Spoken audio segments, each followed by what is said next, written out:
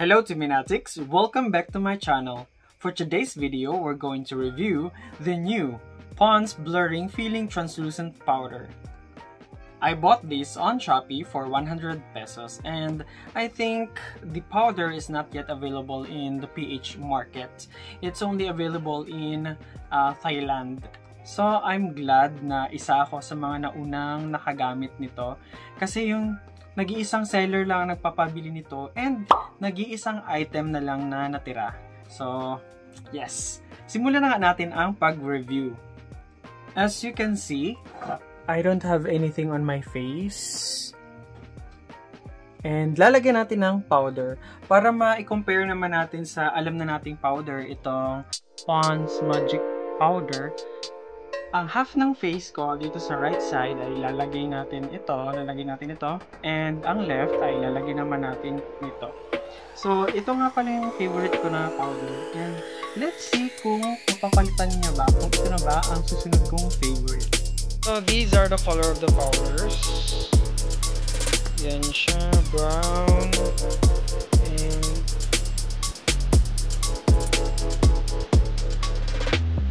ito siya, masyado siyang brown, and this one okay lang, medyo light.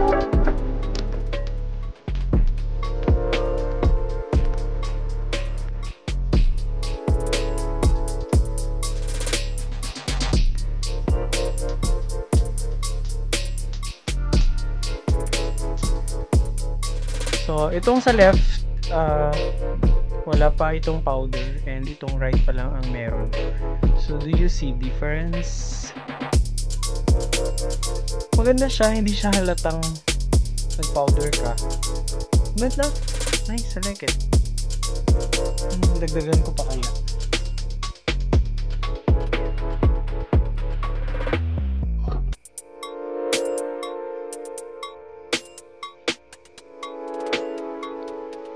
Uy, ito.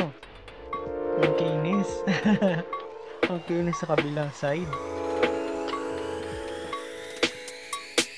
Diba?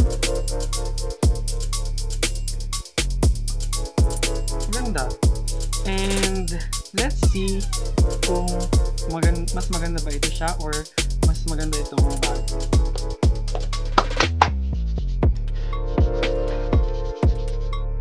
Pag natin para matanggal yung ng powder. Ngayon naman ay lalagay natin ang left side ng ating face ng magic powder.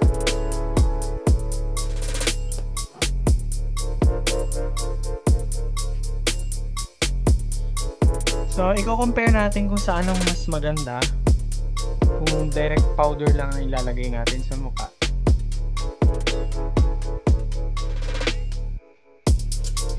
Magkaibang kulay. Kulang pa ba? Lagyan ba natin ako?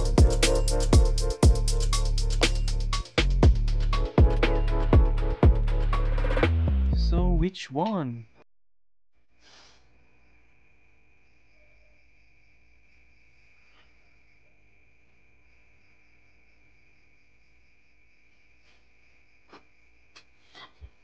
Well, naka-base naman ako sa screen ng cellphone ko. Ngayon, titingnan ko sa salamin kung sana mas okay. So, ito na, may salamin tayo. And, titingnan na natin kung sana mas okay base sa salamin. Ay! Ang kapal pala ng nilagay ko.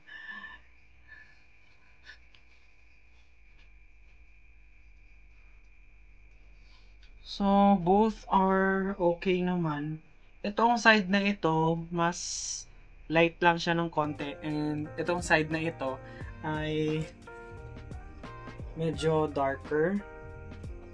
Sa bagay naman, magkaiba kasi sila ng kulay. And at this time, let's try the powder kung okay rin ba siya with makeup on. So, tanggalin na muna natin ang powder sa ating mukha using the Micellar Air para matanggal yung powder.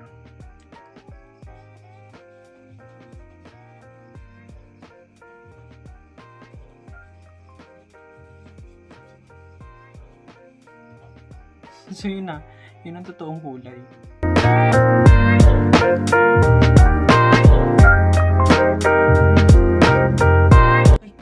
makikita nyo, ito yung sa magic powder. Ito naman yung translucent powder. Yan. So, let's start. Wala na akong moisturizer. So, ito na lang gagamitin natin.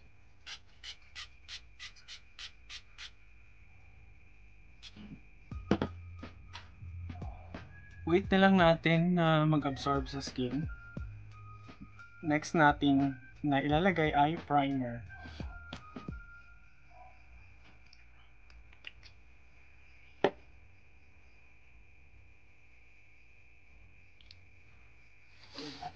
Then, wait na naman tayo ng few minutes para mag-absorb sa ating skin. And now, let's put liquid foundation. Actually, nakalagay na ako nung konti. Nakakainis hindi lang na-record. So, dagdagan na lang natin.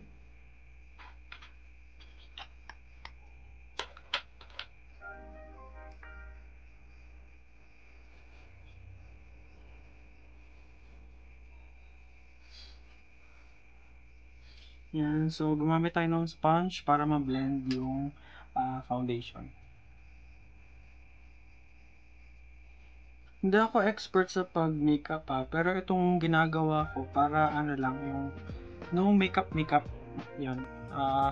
Para fresh look lang. This one.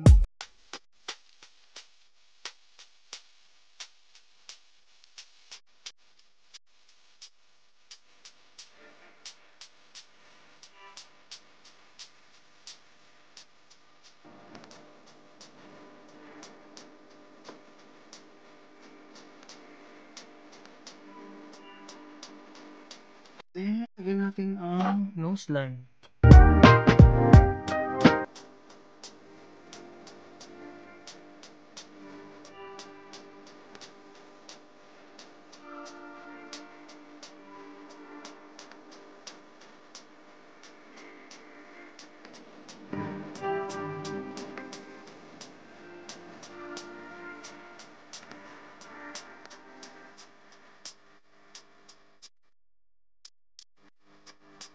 I forgot concealer.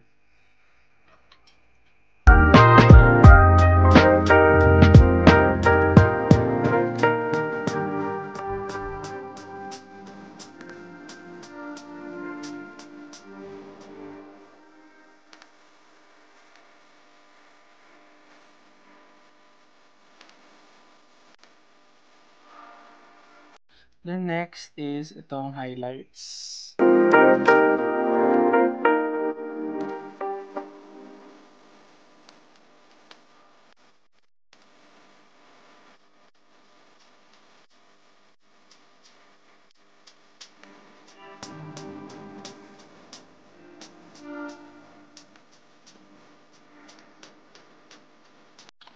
And for the last part ay ang powder. So the same kanina, sa right ng ating face ilalagay natin itong blurring filler, and sa left ito namang magic powder. Para lang may comparison.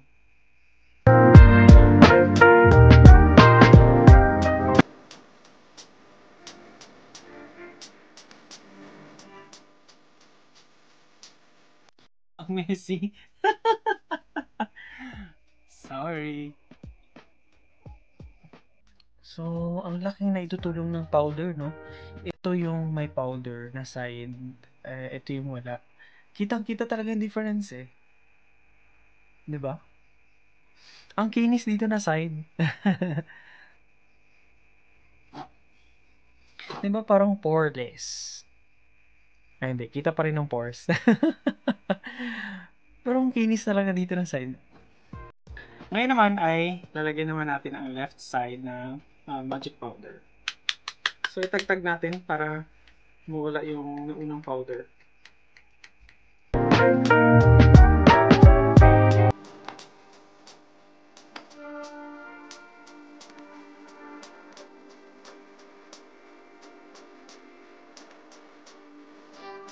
So, ito na with powder. Yung buong face ko ay nalagay na. Mas maganda. No? Ito, na side, nakikita pa yung mga ano, yung pores ko. Dito, though nakikita pa rin, pero mas clear. Mas maganda. What do you think?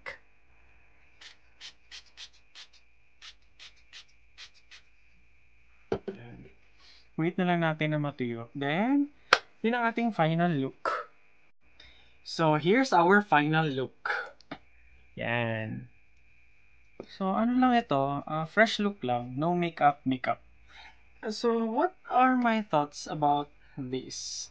So, uno ko talagang nagustuhan sa kanya, mabango siya. Diba? Paulit-ulit ko sinasabi. Para siyang lotion na mabango. Parang, ganun ang amoy niya. And then,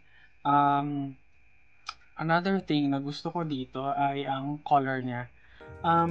Unlike this, masyado siyang brown. Though maganda rin siya ha.